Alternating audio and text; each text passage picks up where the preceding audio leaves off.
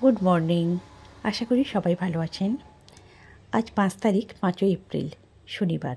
এখন বাজে সকাল 10টা আর আমি একটু বেরিয়েছিলাম, তো আমার কাজ হয়ে গেছে, আমি বাড়ি ফিরছি।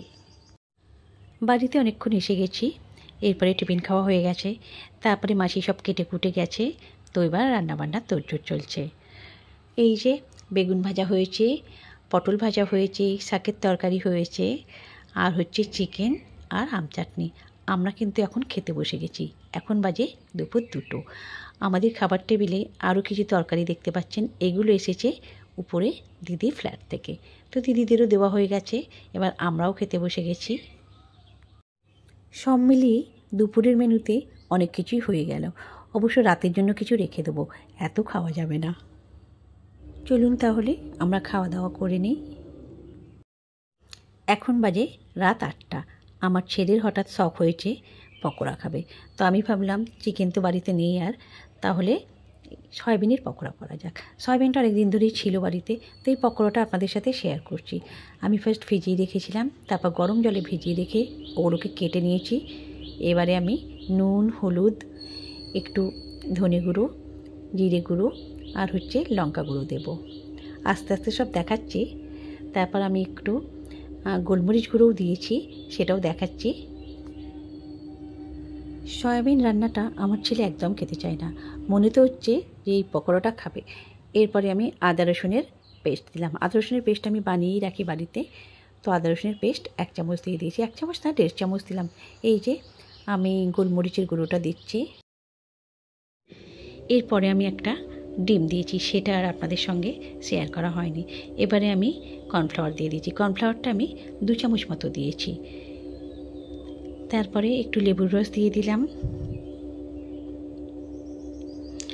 এবারে একটু সাদা তেল দিচ্ছি। তবে হ্যাঁ, আমি কিন্তু আরও একটা ডিম অ্যাড করেছি, যেটার পরে দেখানো হয়নি।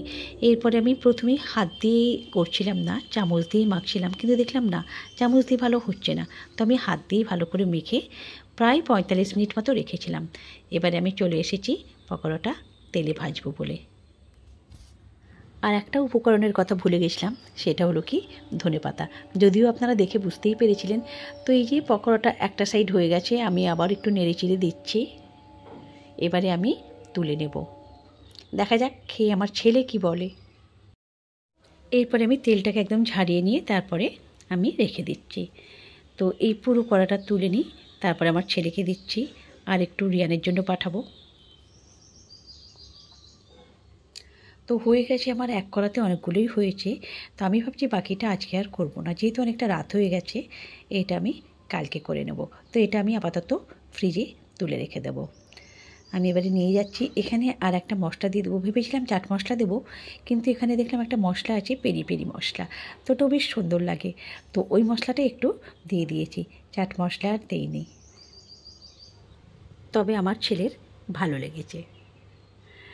তো আমি সয়াবিন পকোড়া আর খাইনি, অনেকটা রাত হয়ে গেছে, আর এখন বাজে রাত 10টা।